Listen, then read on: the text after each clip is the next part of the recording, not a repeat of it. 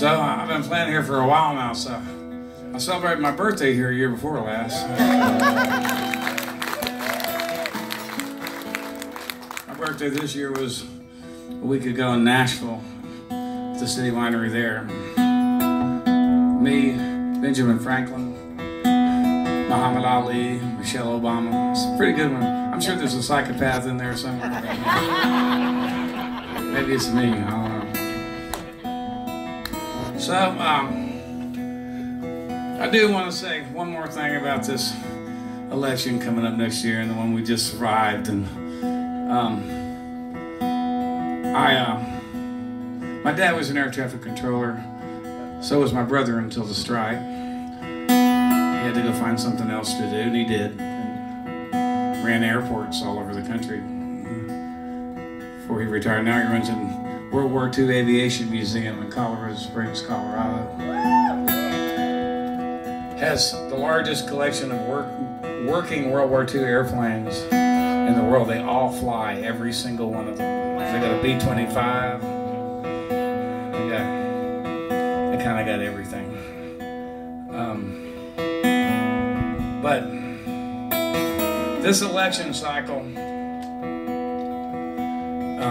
we're going to get through this thing, and we got to get these workers paid. It's kind of ridiculous, and it's out of hand. We got to do it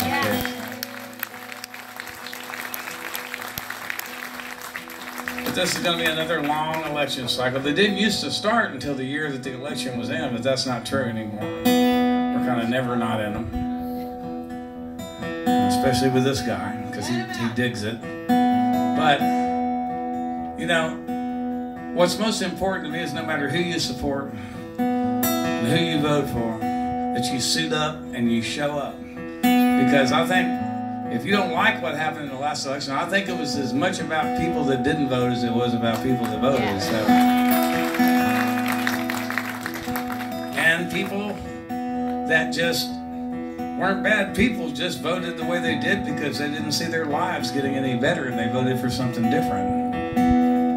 So, what's important this time more than anything else is that you suit up, show up, and you know, we don't ever do it, but just think if we all voted, then we would know what we have. And I'd be okay with that.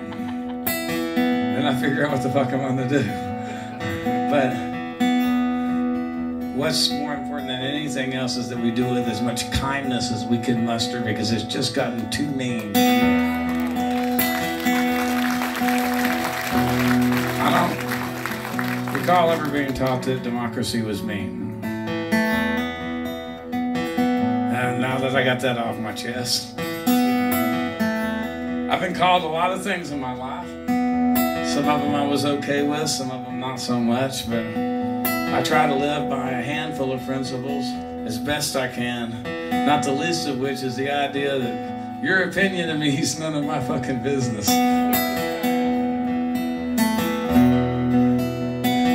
Somebody asked me recently if I could describe myself in one word, what would that word be? And I had to say I'm first and last romantic.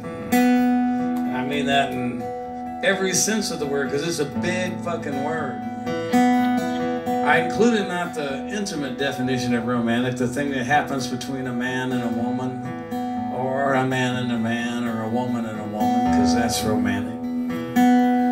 But I also mean big-ass romantic, like Don Quixote shit. Like, you got a dream, and everybody tells you there is no fucking way it is ever gonna come true. And you just keep on dreaming it until it does, or you die. Whichever one happens first. That's romantic. Now, it is obvious that I am better at one kind of romantic than I am at the other, at least in the long haul. But all I was trying to do is what my parents did, because my folks were together until my dad passed away 13 years ago.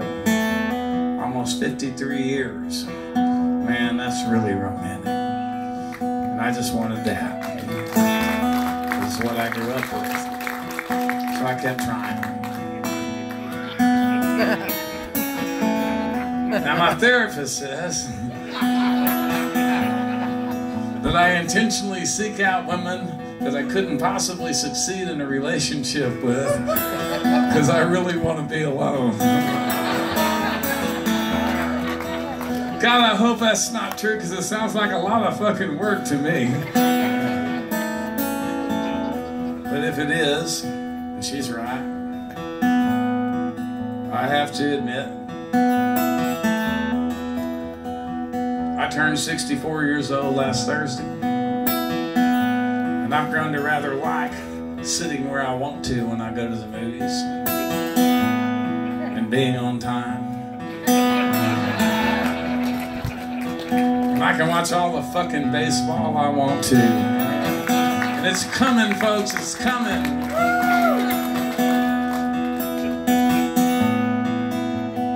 Sounds like there's going to be a team up this way too. Goddamn. But you know, even in New York City where I live, you can get one ticket to fucking anything. And I've seen Hamilton 3 times. But somebody said, never say never. Never give up. Shows to go, you never can tell. Chuck Berry said that.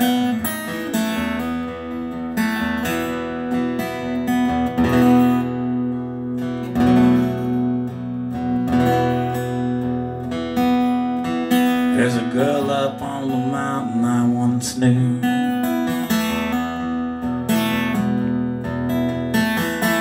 Let her go, now I'm sad and blue.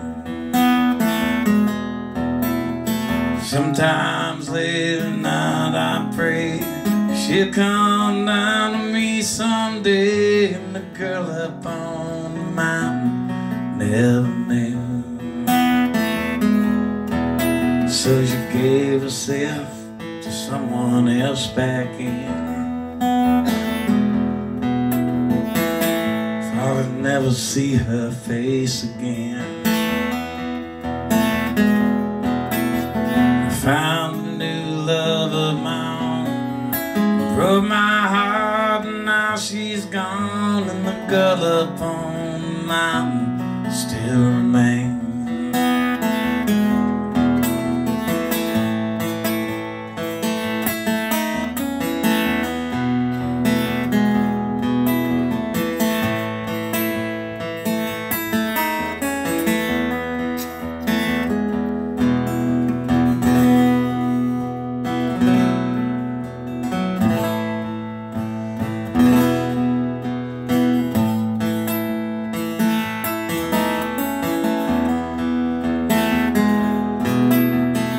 Wish I may, wish I might. Every star I see tonight, a million diamonds up above, shine down on the one I love. The poets have 1,000 tales to tell about a love that didn't work out well. I sleep alright tonight, 'cause in my dreams I hold her tight. And the girl up on the mountain's up there still. I love her now, guess I always will.